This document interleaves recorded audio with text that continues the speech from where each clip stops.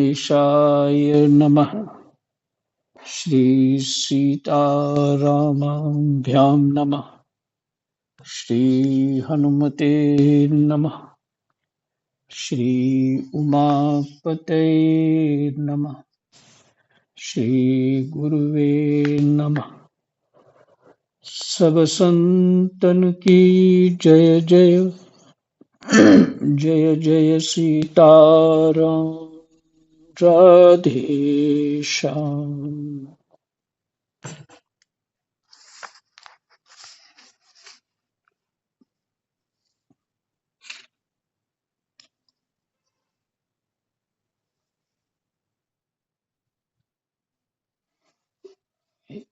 एकादश स्कंद 70वां अध्याय और प्रसंग है वर्णाश्रम धर्म निरूपण।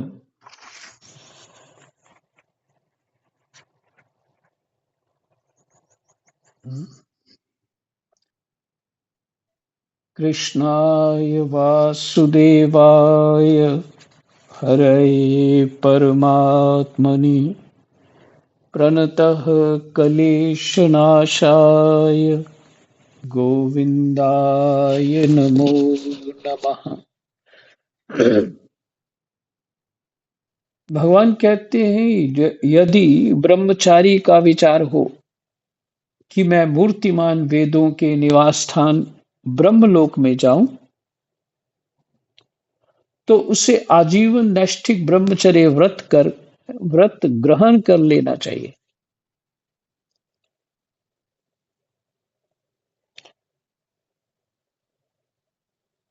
ये समर्थ है उस ब्रह्मचर्य की कि ये कौन सा लोक है? ब्रह्मा का लोक। यदि ब्रह्मचारी का विचार हो कि मैं मूर्तिमान वेदों के निवास स्थान ब्रह्मलोक में जाऊं तो उसे आजीवन नैष्ठिक ब्रह्मचर्य व्रत ग्रहण कर लेना चाहिए और वेदों के स्वाध्याय के लिए अपना सारा जीवन आचार्य की सेवा में ही समर्पित कर देना चाहिए।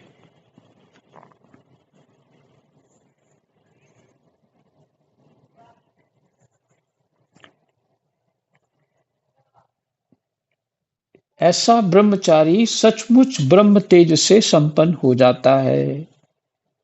ब्रह्म तेज से संपन्न होना मैंने ब्रह्म स्वरूप हो जाना।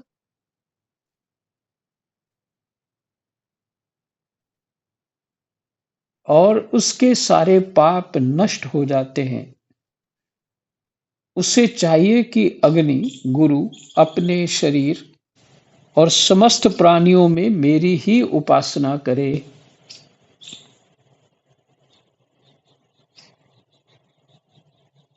अपने शरीर और समस्त प्राणियों में मेरी ही उपासना करे और यह भाव रखे कि मेरे तथा सबके हृदय में एक ही परमात्मा विराजमान है।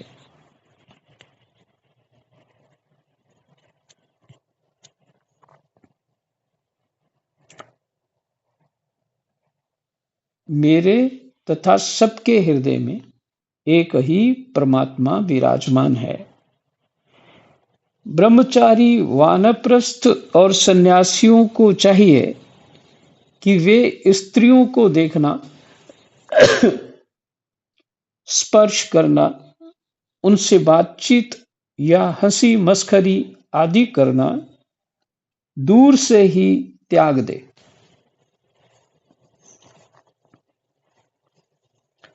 मैथुन करते हुए प्राणियों पर तो दृष्टिपात तक न करे। प्रिय उद्धव, शौच, आचमन, स्नान, संध्योपासन, सरलता, तीर्थ सेवन, जप, समस्त प्राणियों में मुझे ही देखना। तीर्थ सेवन, जप करना, समस्त प्राणियों में मुझे ही देखना, मन, वाणी और शरीर का संयम, यह ब्रह्मचारी, गृहस्थ, वानप्रस्थ और सन्यासी सभी के लिए एक सा नियम है। कौन सा नियम है? फिर से सुन लीजिए। प्रिय उद्धव, शौच। शौच का अर्थ हो गया भीतर और बाहर की पवित्रता।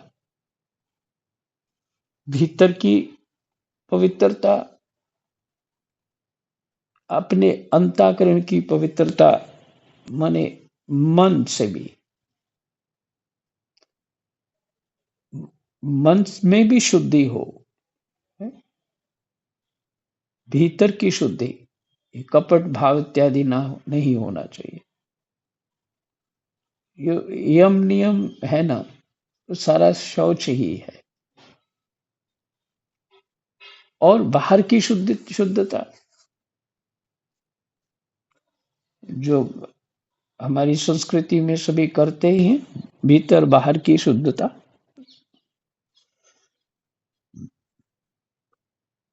आचमन करना,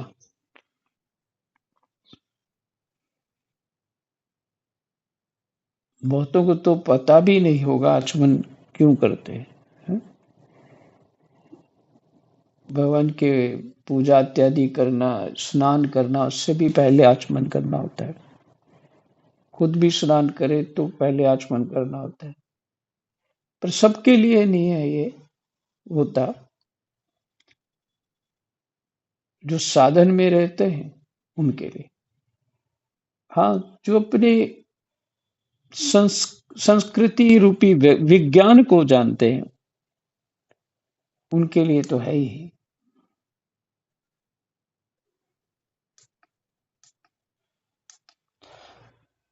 हाँ, स्नान, संध्या उपासन, सुबह और शाम को, संध्या समय, दोनों समय उपासना करना चाहिए। सरलता,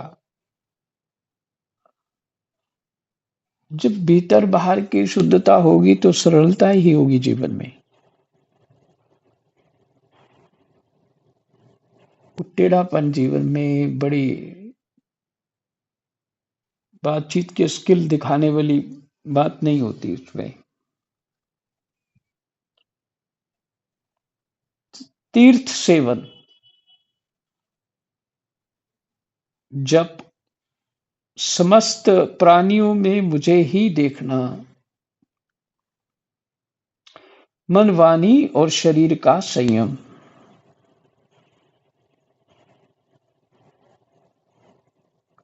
यह ब्रह्मचारी, गृहस्थ, वानप्रस्थ और सन्यासी सभी के लिए एक सा नियम है।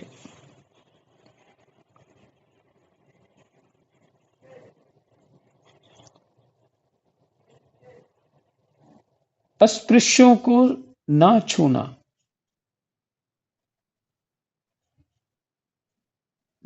जिसके जिसके चित्त में बहुत चंचलता रहती है,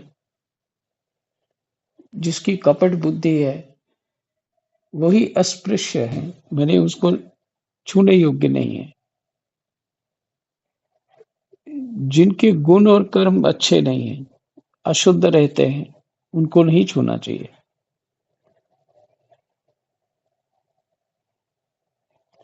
अभक्ष्य वस्तुओं को ना खाना,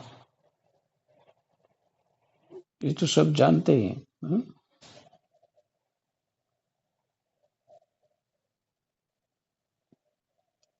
और जिनसे बोलना नहीं चाहिए उनसे ना बोलना, ये नियम भी सबके लिए हैं।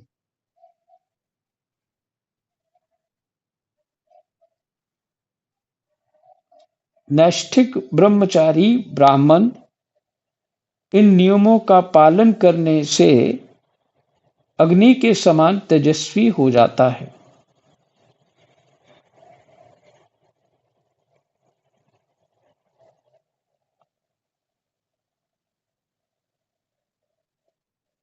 नैष्ठिक ब्रह्मचारी ब्राह्मण इन नियमों का पालन करने से अग्नि के समान तेजस्वी हो जाता है।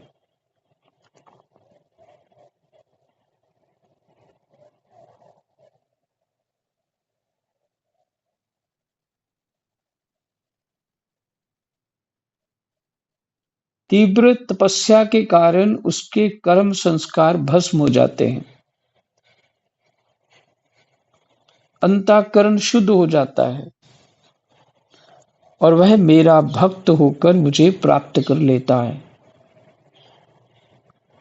प्यारे उद्धव, यदि नैष्ठिक ब्रह्मचर्य ग्रहण करने की इच्छा ना हो, गृहस्थाश्रम में प्रवेश करना चाहता हो, तो विधि पूर्वक वेदाध्ययन समाप्त करके आचार्य को दक्षिणा देकर और उनकी अनुमति लेकर समावर्तन संस्कार करावे।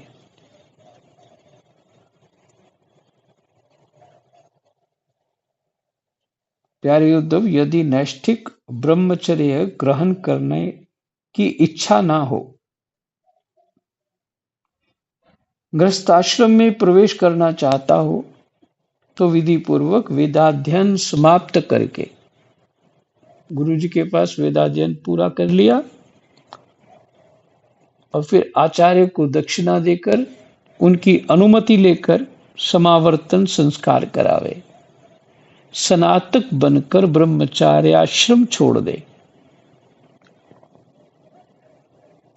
ब्रह्मचारी को चाहिए कि ब्रह्मचर्य आश्रम के बाद गृहस्थ अथवा वानप्रस्थ आश्रम में प्रवेश करे।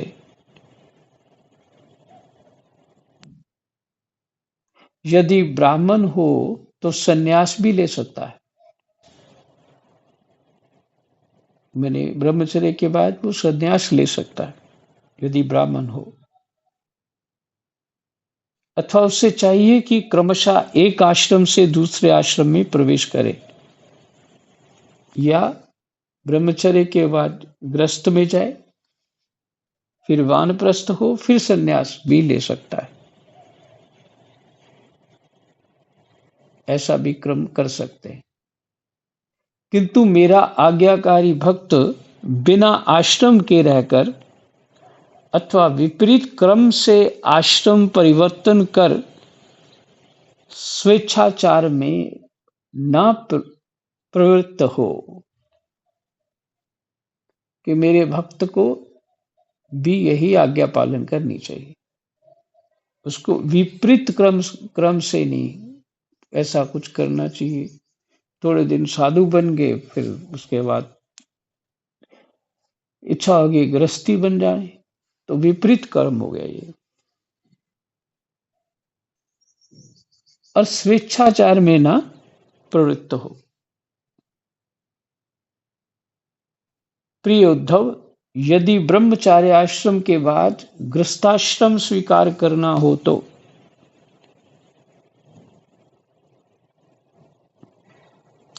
ब्रह्मचारी को चाहिए कि अपने अनुरूप एक शास्त्रोक्त लक्षणों से संपन्न कुलीन कन्या से विवाह करे। वह अवस्था में अपने से छोटी और अपने ही वर्ण की होनी चाहिए। यदि कामवश अन्य वर्ण की कन्या से और विवाह करना हो, यदि कामवश अन्य वर्ण की कन्या से और विवाह करना हो, तो क्रमशः अपने से निम्न वर्ण की कन्या से विवाह कर सकता है।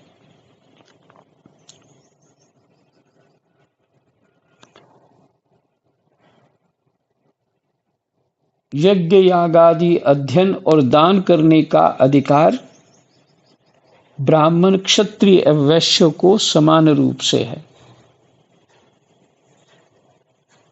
तीनों वर्णों को। और देखिए, एक यहां भगवान ने कहा कर सकता है विवाह, और विवाह कर सकता है। अगर ब्राह्मण विवाह करता है और विवाह कर सकता है, परंतु अगर किसी अन्य जाति में उसने विवाह किया तो संतान जो है वर्ण संकर हो जाएगी। मैंने वो दूसरी जाति, ये अलग जाति के विवाह में उसी को वर्ण संकर कहते हैं। मैंने वर्ण में अशुद्धि कर दी उसने। तो ऐसे वर्ण वालों के जो शास्त्र कहता है उसके अनुसार देवता पितृ उनका किया हुआ कर्म ग्रहण नहीं करते।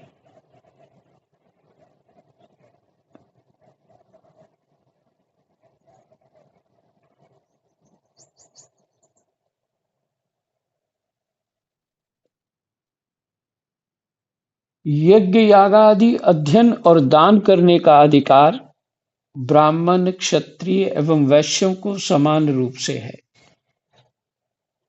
परंतु दान लेने, पढ़ाने और यज्ञ कराने का अधिकार केवल ब्राह्मणों को ही है।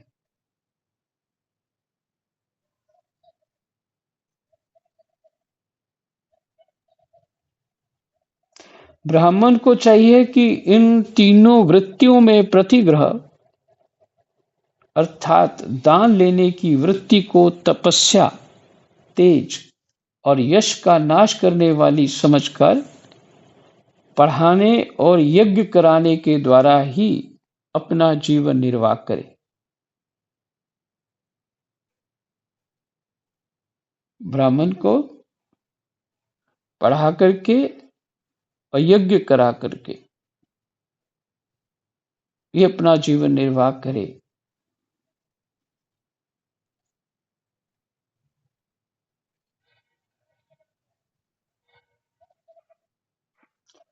यदि इन दोनों वृत्तियों में भी दोष दृष्टि हो, परावलंबन, दीनता आदि दोष दिखते हों, तो अन्न का कटने के बाद खेतों में पड़े हुए दाने बीन कर ही अपने जीवन का निर्वाह कर ले।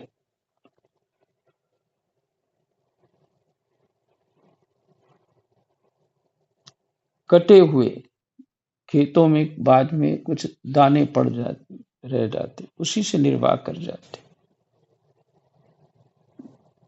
दूसरा, मंडियां जहां पे दाने होते हैं, लेन देन होता है गेहूं का, चावल का, तो वहां नीचे गिर जाते हैं, उनको उठा ले। अच्छा, ऐसे कुछ ब्राह्मणों को मैंने बहुत पहले देखा था। अब तो नहीं। उद्धव, ब्राह्मण का शरीर अत्यंत दुर्लभ है। यह इसलिए नहीं है कि इसके द्वारा तुच्छ विषय भोग ही भोगे जाएं। यह तो जीवन पर्यंत कष्ट भोगने,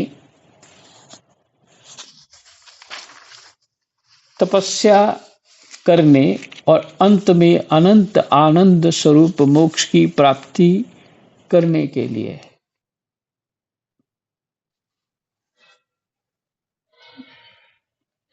ब्राह्मण शरीर में कष्ट भोगने के लिए ही है।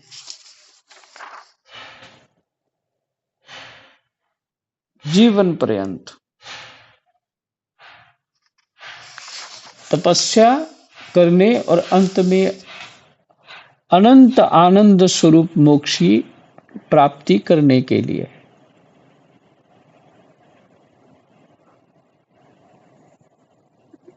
कुछ ऐसे गुण होते हैं उस शरीर में, और जन्म जन्मांतर कभी न कभी सबको ब्राह्मण शरीर प्राप्त होता ही है अपने कर्मानुसार।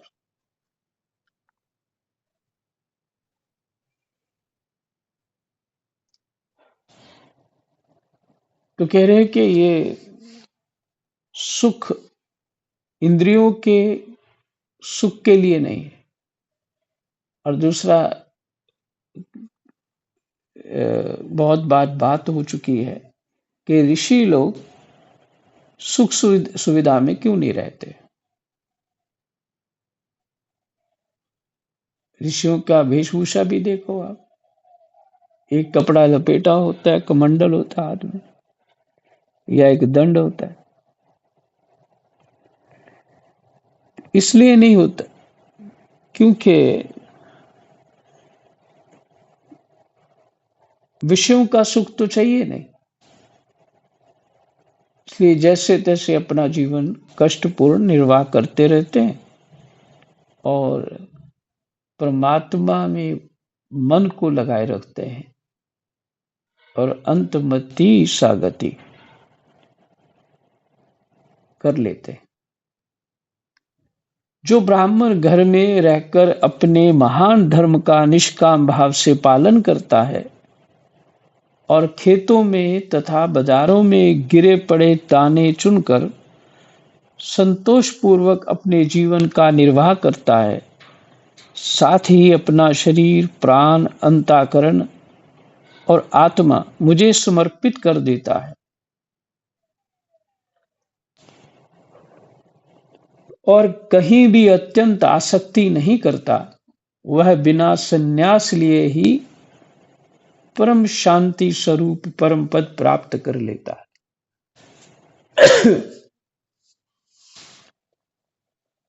बिना संन्यास लिए ही परम शांति स्वरूप परम पद प्राप्त कर लेता है।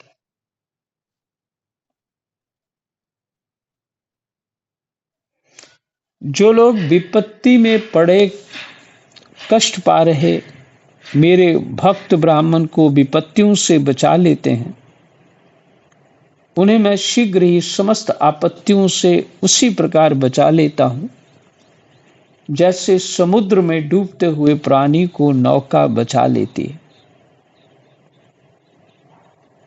राजा पिता के समान सारी प्रजा का कष्ट से उद्धार करे।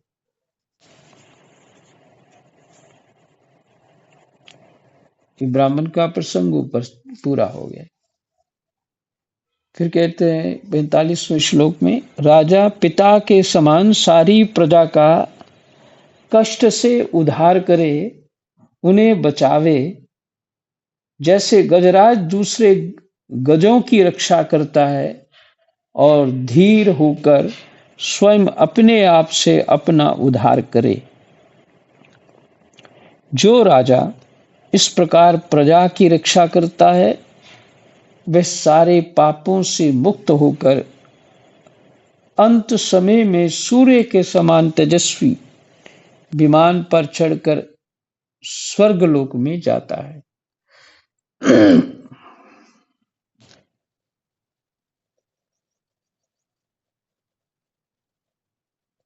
और इंद्र के साथ सुख भोगता है।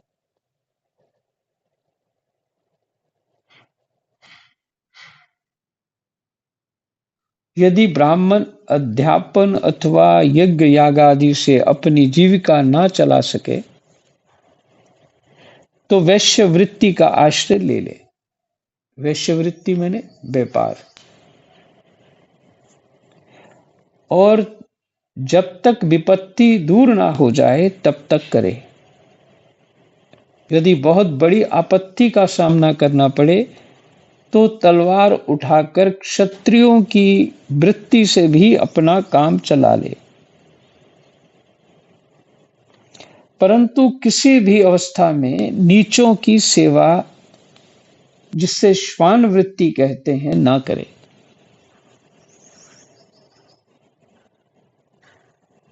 गुरुओं की सेवा, ब्राह्मणों की सेवा तो कर ले, लेकिन और किसी की सेवा ब्राह्मण को नहीं करनी चाहिए।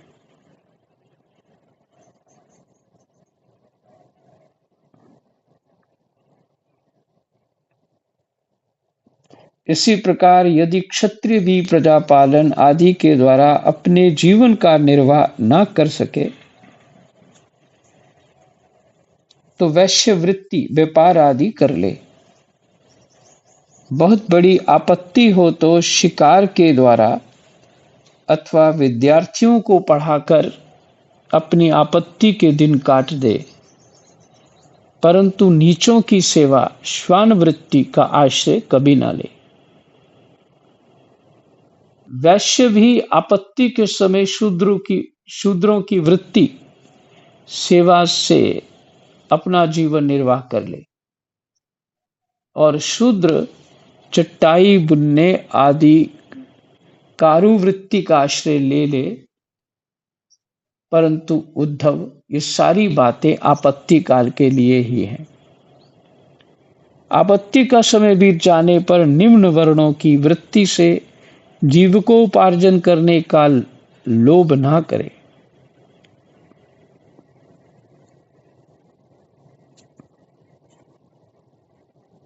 गृहस्थ पुरुषों को चाहिए कि वेदाध्ययन रूप ब्रह्म यज्ञ,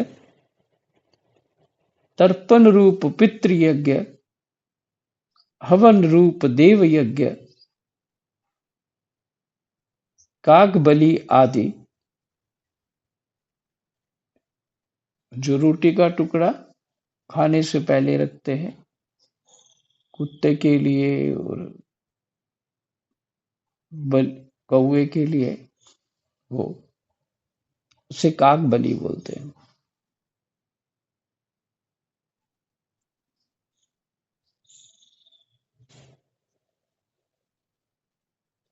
काग बलि आदि भूत यज्ञ और अन्नदान रूप अतिथि यज्ञ आदि द्वारा मेरे स्वरूप भूत ऋषि देवता पितर मनुष्य एवं अन्य समस्त प्राणियों की यथाशक्ति प्रतिदिन पूजा करता रहे। फिर से सुन लीजिए। पहले तो भगवान कहते हैं कि ठीक है, यदि निर्वाह नहीं कर पा रहे तो दूसरे कर्म भी कर सकते हैं, पर नौकरी इत्यादि ना करें किसी के यहाँ।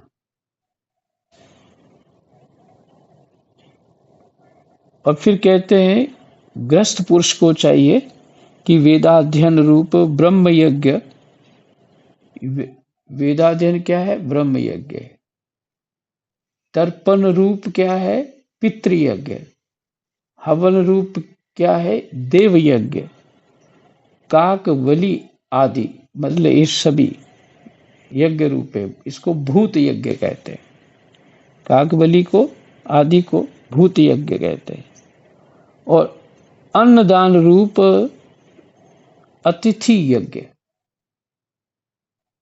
कोई मांगने आ जाते हैं तो उसको वह अतिथि यज्ञ आदि के द्वारा मेरे स्वरूप भूत भगवान के समान जो हैं ऋषि देवता पितर मनुष्य एवं अन्य समस्त प्राणियों की यथाशक्ति प्रतिदिन पूजा करता रहे। भगवान ने कहा कि इन सबको भी इन यज्ञों के द्वारा तृप्ति करावे। गृहस्थ पुरुष अनायास प्राप्त अथवा शास्त्रोक्त रीति से उपार्जित अपने शुद्ध धन से अपने भृत्य आश्रित प्रजाजन को किसी प्रकार का कष्ट न पहुंचाते हुए न्याय और विधि के साथ ही यज्ञ करे। धन भी शुद्ध होना चाहिए।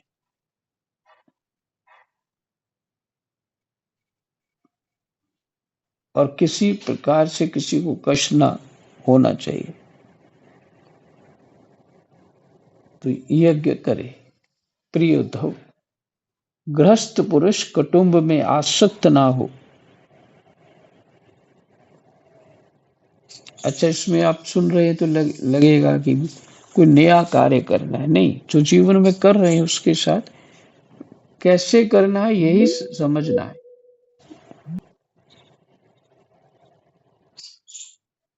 हाँ जी, आ गई आवाज? तो गृहस्थ पुरुष अनायास प्राप्त अथवा शास्त्रोक्त रीति से उपार्जित अपने शुद्ध धन से अपने भृत्य आश्रित प्रजाजन को किसी प्रकार का कष्ट न पहुंचाते हुए न्याय और विधि के साथ ही यज्ञ करे। प्रिय उद्धव, ग्रस्त पुरुष कुटुंब में आसक्त ना हो। ये है ऋषि ब्रह्मा जी ने विश्व की रचना की और भगवान से वरदान मांगा तपस्या करके कि मुझे इस अपनी सृष्टि से आसक्ति ना हो। भगवान ने कृपा करके ये वर दे दिया। उसी तरह ग्रस्त पुरुष कुटुंब में आसक्त ना हो।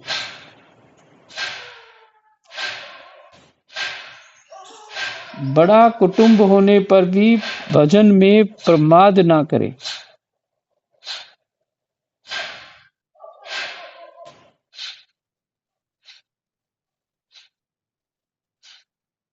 बुद्धिमान पुरुष को ये बात भी समझ लेनी चाहिए कि जैसे इस लोक की सभी वस्तुएं नाशवान हैं, वैसे ही स्वर्गादि परलोक के भोग भी नाशवान ही हैं।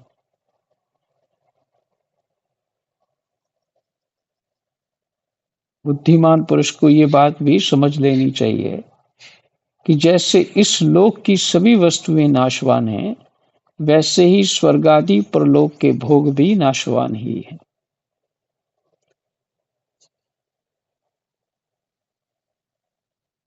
ये जो स्त्री पुत्र भाई बंधु और गुरुजनों का मिलना जुलना है, यह वैसा ही है जैसे किसी प्याऊ पर कुछ बटोही इकट्ठे हो गए हों।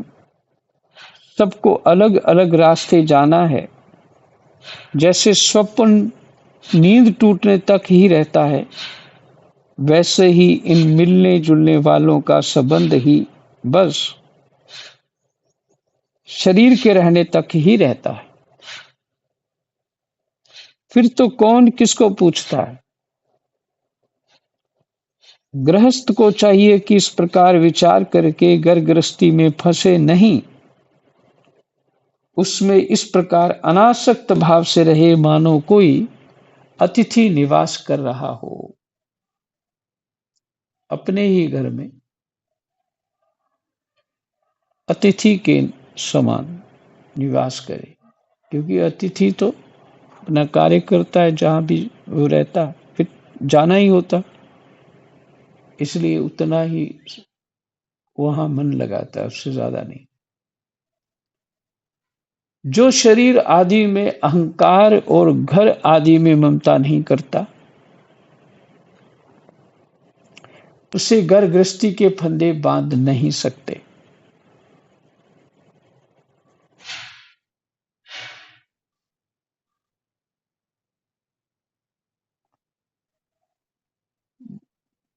भक्तिमान पुरुष ग्रस्तोचित शास्त्रोक्त कर्म करके, भक्तिमान पुरुष ग्रस्तोचित शास्त्रोक्त कर्मों के द्वारा मेरी आराधना करते हुए घर में ही रहे,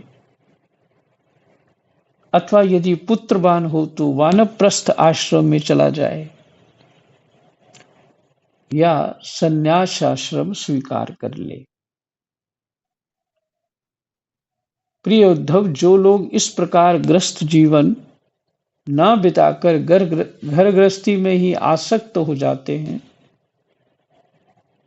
स्त्री पुत्र और धन की कामनाओं में फंसकर हाय हाय करते रहते और मूढ़तावश स्त्री लंपट और कृपण होकर मैं मेरे के फेर में पड़ जाते हैं, वे बंध जाते हैं। वे सोचते रहते हैं, हाय हाय मेरे माँ बाप बूढ़े हो गए, पत्नी के बाल बच्चे अभी छोटे छोटे हैं, मेरे ना रहने पर ये दीन अनाथ और दुखी हो जाएंगे, फिर इनका जीवन कैसे रहेगा, फिर इनका जीवन कैसे रहेगा। इस प्रकार घर गृहस्थी की वासना से जिसका चित्त विक्षिप्त हो रहा है, ये तो सब में रहता है घर गृहस्थी में।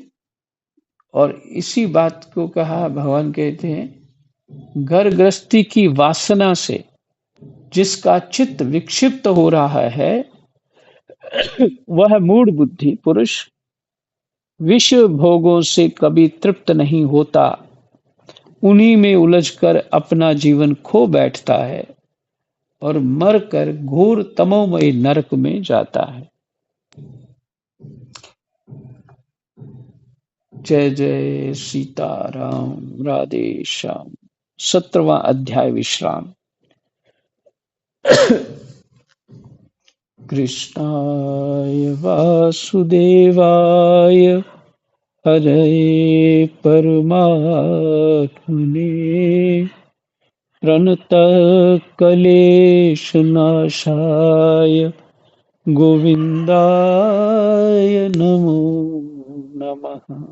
जय जय गोविन्दाय नमो